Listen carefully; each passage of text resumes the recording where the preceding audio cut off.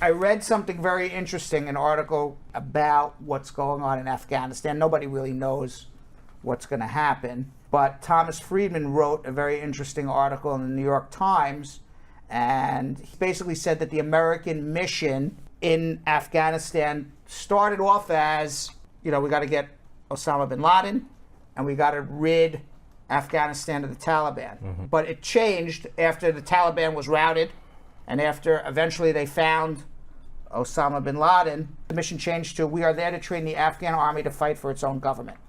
And he said that was a misguided thing that the United States were doing. He wrote that the Afghans know how to fight.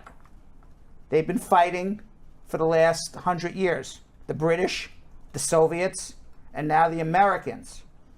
And really what this is all about, and this is not just in Afghanistan, but this is everywhere. People generally prefer their own people to be their rulers, as bad as they are, really, compared to having foreigners come to rule them, as well-intentioned as the foreigners are. That to me is backwards and very brainwashed. What do you think, Vanessa? Do you think people would prefer generally, because that's what many people believe happened in Afghanistan, that they would prefer, as bad as their rulers are, to be ruled by someone like themselves than be ruled by foreigners, no matter how well-intentioned they are? I was just going to mention how we really need to just take a look at how these Middle Eastern countries are very, very traditional countries. So yeah, for as horrible as it may be, to them there's a comfortability and like a relatability culturally that it just makes more sense to them for it to be their own people. There'll be that small percentage of liberals, and it might not be enough to, if there was a vote to be made, like, for it to really go more towards a liberal perspective. For me, the only way that would actually make sense to me is like countries in Africa, like with colonialism. We're afraid to have other people come into our country to rule, but if, like you said, they're coming with good intentions. And so many governments in these other countries are so crooked, and I just don't understand how they would. I kind of agree with him. I think people see the United States and Afghanistan, we see ourselves as well-intentioned, and the people in Afghanistan see us as an occupying force. Now, I don't know, ultimately, nobody knows what's going to happen in Afghanistan. Many people think it's going to go back to pre-9/11, where the Taliban rule with an iron fist. There are no rights. It is a strict Muslim country. Women have to wear burqas. They can't go to work. They can't go get educated. Wild. You can't send their kids to school. I don't know if that's ultimately going to happen. All right? You have to see. It's one thing to come into power in 24 hours or 48 hours, but ultimately the Taliban's got to deliver. They got to deliver jobs. They got to deliver electricity. They got to deliver food. They got to deliver security. Yeah. And if they don't, people are going to start becoming very unhappy with them as well, no matter how much of an iron fist that they use. It's also very interesting, something that exists now that didn't exist pre-2001. You know what that is? The internet? The internet. Cell phones. I feel like they would ban it, though. Maybe, but there's always ways to go around it. And I'll tell you something else that didn't exist 20 years ago in Afghanistan that exists now. 20 years of women in the workforce. Yeah. 20 years of women getting an education.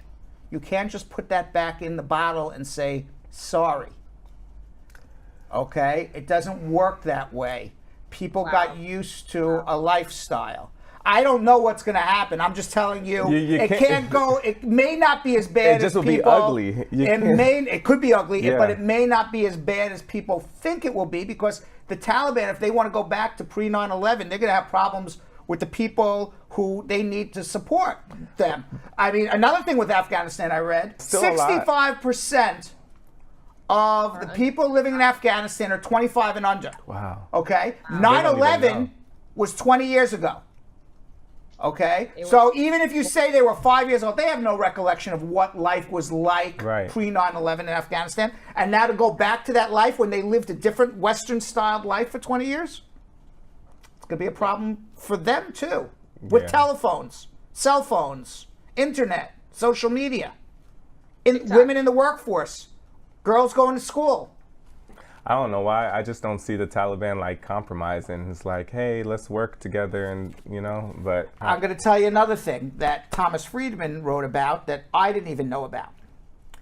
The head of, this is an interesting tidbit of facts that you don't see a lot, in the news at least, and confirmed, is that the leader of the Taliban, Mullah Abdul Ghani Baradar, he owes his freedom to the United States of America. When this pumpkin decided he was going to leave Afghanistan, he pressured Pakistan to let this leader who was arrested in Pakistan free, to go back and lead the Taliban. What secret deals did the United States make with this guy that he was released from Pakistan, allowed to go back and rule as the leader of the Taliban? We don't know what the pumpkin did. Okay, maybe Joe Biden is aware. Right. We don't know. Okay, there's a lot. There Okay. is. Also, by the way, Afghanistan's, most, people who are around Afghanistan who can influence them, all allies of the United States, United Arab Emirates, Pakistan, Saudi Arabia. So, I don't know what's going to happen, but there's a possibility with knowing all of this that maybe it doesn't turn out as bad as we think. I mean, I hope that. I pray that. I just gave you 6 reasons why it may not. George W. Bush, the first American president to preside over the war in Afghanistan, the First Lady, Laura Bush, said in a statement, "Like our country, Afghanistan is also made up of resilient, vibrant people. Nearly 65% of the population is under 25 years old. The choices they will make for opportunity, education, and liberty will determine Afghanistan's future."